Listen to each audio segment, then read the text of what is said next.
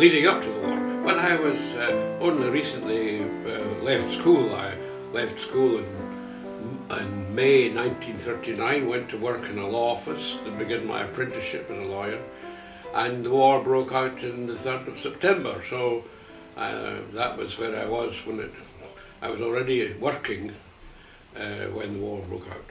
Yes, and you were very young, obviously, and had you any idea about the political situation around at that time? I had no idea about the political situation. I only knew that Hitler was a bad man. He'd invaded some of the European countries, and that if we didn't stop him, he'd be invading Britain. So that was good enough reason for me to go to war. But of course, as you say, I was young at the time. I think I was only 16.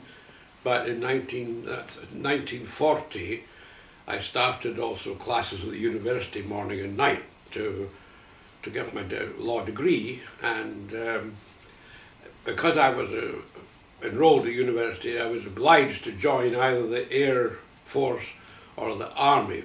I joined the Army, which was really the Officers' Training Corps. I joined that in 1940.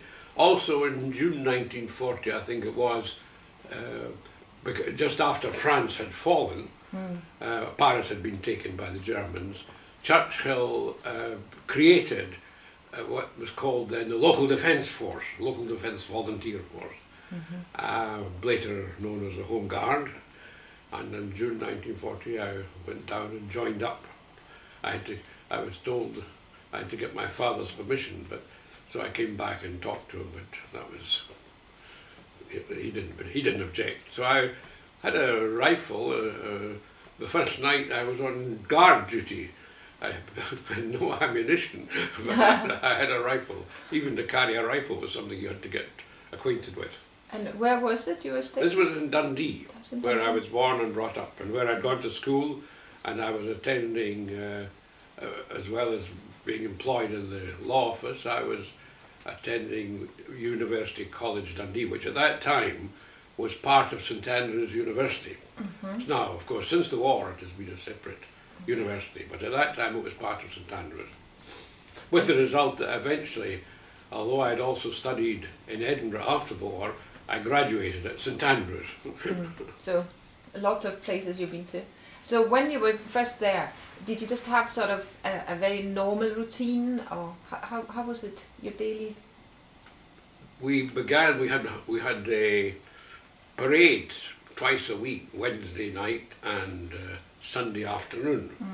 We had, and then on Saturday mornings I had the Officers' Training Corps parade. So working in the office all day, getting lectures at university, you studied as pretty well spent most of the time studying, because that was a considerable feature of life, and at that time was having to cover 2 lectures a day and know them by the end of the day.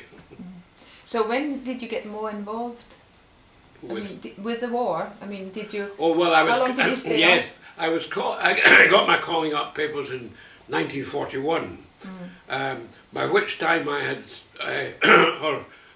time I had completed 1 year at the university and had actually taken the degree exams in 2 of the subjects.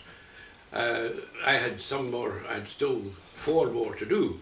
So I applied for postponement, and I got a postponement of 1 year. At the end of that year, I still, of course, had another year to do, and I applied for postponement, but I did not get it. So by the end of September 1942, I left home not knowing when I would be back again. And where did you go? I went to a small town called Ossett in Yorkshire, where I did square bashing, as they called it, for 6 weeks.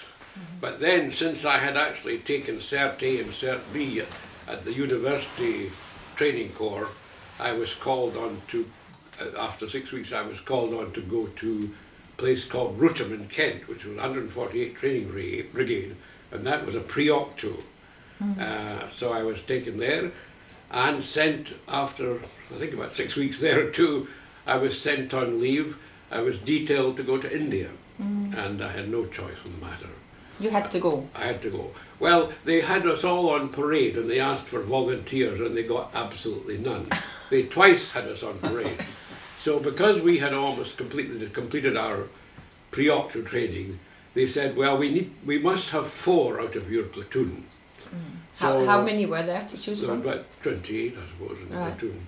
And the corporal in charge said, well, how will we do it? Shall we have 28 pieces of paper and on 4 of them will be a cross, and whoever picks one with a cross will go to India. And I, thinking at that time, to my misfortune, I picked a cross. So we were then sent on leave just before Christmas 1942. And we were due to return to Rutham on the 27th, just a couple of days after Christmas. But the day before Christmas, I got a cable saying you're hereby granted an extension of leave until Monday, 4th January. So we finally left on the 4th of January, and we were a week, I think, in the London transit camp. And then we came up by train up to Glasgow, and we boarded the, I forget the name of the boat, California, HMS California, on the Clyde. And we sat there for another week or more, just waiting for the word to go. And it was very funny. There was another, there were 1 or 2 troop ships in the area at the time, of course, at Gourock. And one day there was a troop ship sailed past us, and they must have seen the title because the whole crowd were on the rails singing, "California, here I come." So when you left, I mean, was it hard to say bye-bye to your family? Or it must be hard for your mum. To my father and mother and to my girlfriend, my fiancée at that time. Right. It wasn't Kat. We'll cut that bit out. Oh, she knows all about my past life. Yeah, that's okay. So you left and you sailed. So we sailed then. We sailed south, right south. We didn't go through the Med as some of the ships were doing. We went right south. We were 7,000 troops aboard that ship. And I think when we first went out, we left Gourock. We didn't go south immediately. We actually went west and then north, and we went round the northern coast of Ireland, and then we went south. But in that time, we were I think all of us were seasick. It was It was very rough weather. The ship went down, the front of it went under the water, and came up again. It was really, really rough. And I think we had a weekend in Freetown. I think that's Sierra Leone, I'm not quite sure. Oh, yeah, I think so. Freetown. Yeah. And but we were not allowed to go ashore because there was bad infection there, and we had to put ointment on our faces and so on to protect us from the insects. Probably mosquitoes, I'm not quite sure, I can't remember. But then the next stop we had was Cape Town, and that was wonderful. We had 3 days in Cape Town, and of course after war, food on war level, and then food on the troop ship for 2 weeks or whatever it was we took, to go into Cape Town and be able to buy at a restaurant whatever we wanted. We all had wonderful meals and were all marvellously sick. But it was wonderful. Yeah. And 4 of us were walking along the road one day in Cape Town, and a car stopped close by, and a gentleman spoke out and said, "I'm afraid we're rationed for petrol. I wouldn't be able to take you around very much, but if you'd like to come to my home for a meal, I welcome you." Yes. So it turned out that he was a descendant. His mother was an Aberdonian, came from Aberdeen when she was with her family when she was only 10 years old, and their name was Gargan, which I think must have been a some derivative of Gordon, probably. But anyway, he was a solicitor, and of course I was a law apprentice at that time. So he took, as well as going to his home for meals, he took me down to his office to show me around his law office in town and so on. And each day, we only had 3 days, but each day we were at his home for lunch, and his wife was Danish. All right. And she was a marvellous cook. She gave us tremendous meals. So we had a great time. And after that, of course, we then headed for Bombay. That was the next stop. But it took us a month to cross the Indian Ocean. We were dodging German submarines. We didn't know that at the time, of course, but it took us a month, and we were quite puzzled as to why it took us so long. But that was it. And it was during that time that I was my duty as submarine watch, that I saw what looked like a stick sticking out of the water, but you quickly realised that in the middle of the ocean it wasn't a piece of wood. I realised it very quickly. I realised it must be a periscope, so I gave an alarm, and the naval officers came out from the bridge and had a look. The next thing I knew was that the ship was revving up, the engines, I could hear them revving up, and the ship going round, so that it was less vulnerable to attack if they did fire a torpedo. Otherwise, when it was like that, they were liable to, more vulnerable. So anyway, and I heard that we reached Bombay safely. But were you a bit scared at that moment? A bit scared at that moment, yeah, slightly. Now, so when you were out there in India, what did you have to do then? Did you have to follow orders? Well, of course, the first thing we did was we disembarked at George V Bridge in Bombay and marched in full battle order to Colaba Point, where there was a transit camp, and we were in that transit camp for a week, and it was very nice, because compared to life in the army in Britain, this was really a picnic. But after a week, we were then sent by train, really like a cattle truck. Really, there was no comfort of any kind. There was wooden seats and what have you. And we were 4 days on that train going to Bangalore. All right. And we discovered that we didn't quite, all this time we didn't quite know where we were heading, but anyway we discovered we were heading for the officers' training school in Bangalore. And we arrived there on we arrived at the school on the 1st of April 1943. And we had very tough training there. Infantry training. We were trained as, all of us who went there were trained as infantry officers, and it was really tough. And after 6 months of that, we were then commissioned into the Indian Army in October 1943, 2nd of October 1943, we became officers in His Majesty's Land Forces in India. So did you have any clue why you had to be there and what you actually had to do? I don't know we gave it much thought, but we did know, of course, that the Japanese had invaded Burma, and they were on the point of getting into India. And I can't quite remember at which point. There was a tremendous battle fought at Kohima, up in the Nagaland, and it lasted for 6 weeks. There are 20,000 dead in the Kohima cemetery there, and if the British Indian forces had not been victorious, the Japanese would have been right through into the rest of India. But through that battle being fought at considerable cost in both British Indian and in Japanese lives. So we got to Bangalore, and we had the 6 months there. Then we were commissioned, and strangely enough, we'd all been trained for infantry, but the need at that time was officers for the Indian Army Ordnance Corps, because it wasn't much fun having fighters if we weren't able to supply them with ammunition and the things that they needed. So my first posting was to the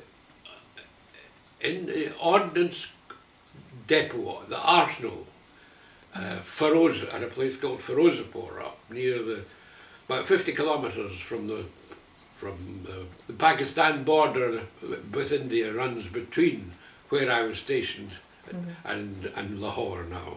Okay. But so there, that was just a sort of to get the feel of the Indian Army. So I was attached to Deputy Administration Officer there for that time, and that was again a month. After that, I was then, see, I was commissioned to go without knowing anything about ordnance at all, really. I knew a lot about infantry, but I didn't know anything about ordnance. So we were then sent on an ordnance duties course to a place called Jabalpur in Central Provinces. And it was, while I was in Jabalpur, I attended, to begin with, I attended the Methodist Garrison Church, more for social reasons, but got very friendly with the minister, and I had in church and Sunday school and what have you, back at home in Dundee, but I'd gotten away from it. My didn't relate to the Christian faith at all. So anyway, this was a chance. The minister was very helpful, helping me to change and bring about find something new in my life. And he said, if you really want to know God, he said, I think you should study 4 absolute moral standards: absolute honesty, absolute purity, absolute unselfishness, and absolute love. And see where you stand in relation to these, and start putting things right. Well, I said, I wouldn't know where to start. He said, oh well, he said, if you listen to God, He'll show you where to start. And so I started then. I had a long chat with him, and then one night I finally decided that if God would help me, I knew I needed help, I would give my life to Him to control. And that was in Jabalpur. So as you can imagine, Jabalpur is a very dear place to me, and the time in the church there. And this padre soon got me started taking part in the services. I was invited to, he invited me to preach one Sunday morning, and checked my sermon, of course, before. And then later on he said you could take he used to do a military a service on Sunday morning entirely for military personnel, no local people at all, and it was in a military headquarters in the region. And he sent me there to take the whole service one Sunday morning, so I had to conduct the service, read the Bible passages, give the sermon, and play the organ as well. Oh, well, that's a record. So it went on quite well. I rather enjoyed it. But did it make any difference then to your way of treating other soldiers? Oh, very much so, because our whole attitude on how to advance ourselves, our own promotion, and so on. So we weren't really interested in how well or badly other soldiers did, unless they were in our unit, but we weren't really concerned about anybody. Of course, so from that point on, in my morning quiet times, I used to think about other people, and that was very interesting. I remember it was rather insignificant in one sense, but on the other hand, it was quite significant. There was a chap in the mess, the officers' mess in Jabalpur, who never spoke to anyone. He used to come in and have his food, he had his head down and didn't speak. So I had the simple thought one morning to say good morning to him. He nearly choked. But it was just, I began to be aware of the other people and of their needs and so on. And I began to try and find God's answer to some of these things. But certainly, and of course, when I looked at my life against the moral standards, I mean, it was a blooming shock. I mean, I had a lot to put right. Did you sometimes have to do things against your conviction? No. No. No, probably because I didn't have much conviction at the time. So you obeyed orders? Or? Yes, I didn't get many orders. We were more in an administrative capacity than out in the field taking orders and what have you. And did you feel that what you were doing was okay? It wasn't as if you thought, oh, I wish this is a waste of 3 years in India. Well, fortunately never actually killed anyone. Yeah. But had I been in the position, I would have done so. Yeah. But I'm glad that I wasn't ever in the position. Yeah.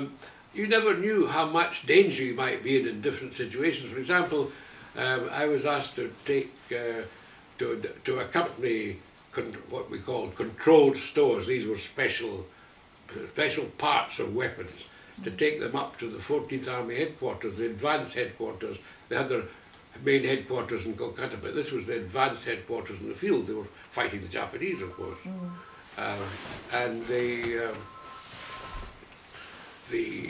so I had to take these stores up there, and I flew up to Calcutta, but I was given a rail, and then I flew from Kolkata. No, I went by rail from Jabalpur to Kolkata. It was an overnight journey. And then in Calcutta, I then was on an RAF plane with the stores up to the 14th Army headquarters, was a place called Camilla. And then when I came back, having docked them, I had a warrant to come back by rail, but it would have meant 2 days and 2 nights and several river crossings, because there was so much water in that area. I went down to the airfield and thumbed a lift with an RAF plane, and there was quite a queue of us. And the squadron leader was counting out, and he came to the end of his queue just before a man with red tabs. So he decided he would take the man with red tabs, and then he realised if he took that, would have been sort of seen as not really fair. So anyway, he then finally took the lot of us. But he really was overloaded, and that plane just fell around the sky. Oh, that can't have been comfortable. Pardon? That couldn't have been very nice. No, that was not pleasant, and we really didn't know if we would reach Kolkata.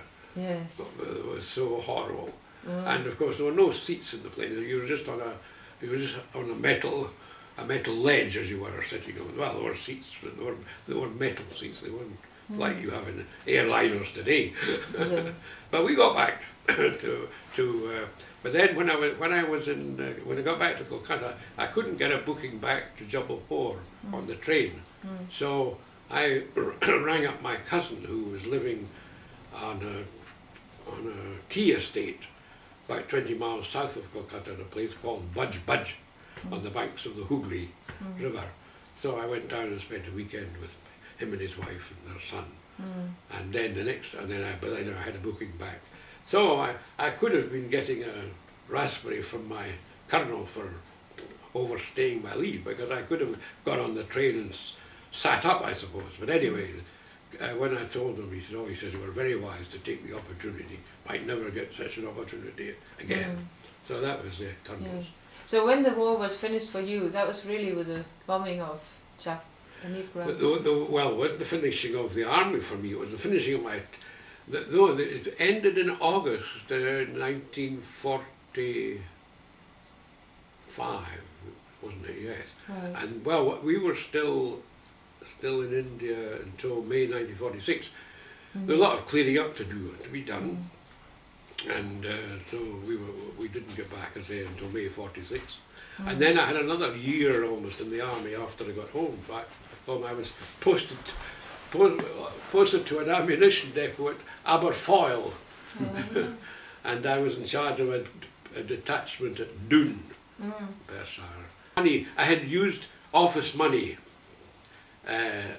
without the boss's knowledge, so very early on I had the conviction I needed to be honest with the boss about that. I couldn't do it until I got home, but once I got back to Britain, back to Dundee, I rang him up one day and said I would like to see him if I could. He invited me to lunch. He probably had no idea what I was going to talk about, of course. But I told him. What I used to do is I used to put down, it was postage, we used to put down that you'd posted something and so on. And then you deliver it and put the money in your pocket, you see. So I mean, it wasn't a big thing, but it was dishonest. That was the point. It wasn't a question of how big a dishonesty, it was a question, was it honest or not? It was not honest. So he asked me how much it'd been. I said, well, altogether probably £10. £10 at that time was quite a lot of money. So I was ready to pay it back to him. No, he said, I think you've done enough to come and tell me. Then he said, and then he said, come and tell my wife about the Oxford group. It was called the Oxford group as well. Yeah. Moral rearmament was later. Then, so then I had tea with them, and then as we were getting my coat on and leaving, he said, you don't have you're not connected with the Oxford group, are you, in any way? I said, no, you're not in the Oxford group. He said, no, I said, I'm not in the Oxford group. I had been experimenting with their ideas. So he was very interested in that. And then he walked with me to the bus, and he was a very dignified man, quite restrained in a sense, didn't talk a great deal, but that day he became almost like a father to me as we walked to the bus stop, and he was so concerned. So that was one of the things. So you got more out of your time with him than you had thought? Yes, and then of course there were other things, absolute purity, unselfish love. Of course the love was a big thing because I hated my father. And when I think I told you the story the other night, how a police officer came to the house and following the day after I had an argument with my father and lifted a knife. I would never have thrown it at him, but I did. I was so furious, but he'd obviously gone to the police. And this policeman came and I suppose he had nearly an hour with me. He said, if you'd been my son, he said, you'd been so sorry, you wouldn't have sat down for 3 or 4 weeks. But anyway, he asked me about it all, and I told him. So he said, well, he said, I want you to do this. He said, I want you to he said, I want you to tell your father you will always honour, love and obey him. And I'll be back in the fort to see if you've done it, and if you haven't done it, nothing will stop you coming up before the magistrates. So I was furious. I respected the officer because he was very respectful too, but firm. But I hated my father even more, and I went for a long walk, 5 miles, to try and get her out of my system, but I didn't. It was just, when I came back, it was just much. And I wrote a note, Dad, I will always honour and obey you, but I will never love you. Signed Finlay, as he put it in his drawer. So from then on, for the next time, it was really war between. We didn't really speak, so we didn't really have war between us anymore because we didn't talk to one another until my time of going abroad with the forces, going to India, and we did talk a little then and so on. But I still realised that there was that deep hatred of him. So the question was what to do about it. So I realised I needed to apologise. But it was one thing to apologise, another thing was to be free of the hate. So one would think that in apologising one would be free from the hate. And one probably should be free from the hate before one apologised. But nevertheless, I felt that I should apologise, and in view of what I'd written, I should tell him that I'm going to love him now. This was suggested to me by a friend, but I thought it was a fair challenge, so I did do that. But things were a bit better after, there's no doubt. But he still used to attack me in front of our friends, and so we were out with visiting and so on, and I found it very difficult, very hard. And all this, did it happen after the war? This was after the war. This was after I came home, of course. And it was, as I said, I think I mentioned it the other night, to the, oh yes, I remember now. My wife and I, for several years, nearly 10 years, we were part of a cook shift which operated at the International Conference Centre for Moral Rearmament in Co, Switzerland. And during our time, our shift, there was one Swiss fella, we knew well, we were quite good friends, but he used to come and criticise some aspect, and it was fairly regularly he did this. And I used to get very angry and so on.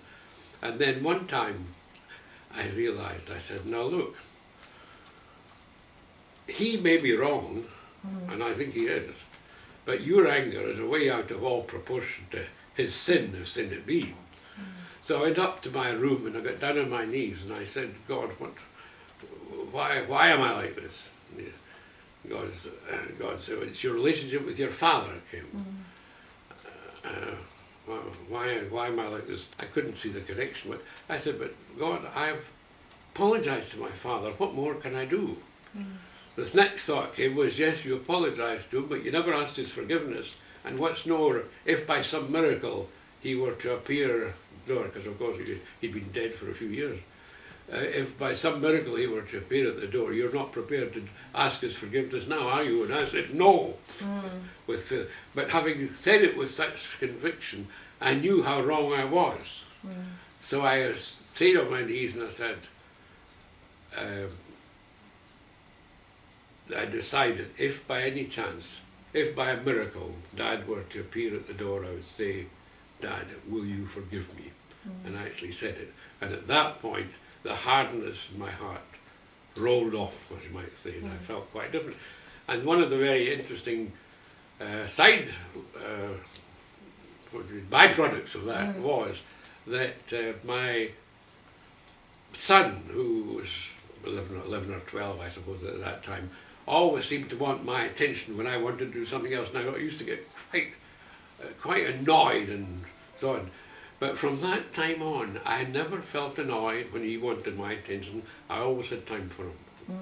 Once I got straight with my father, it helped me to have the right relationship with my son.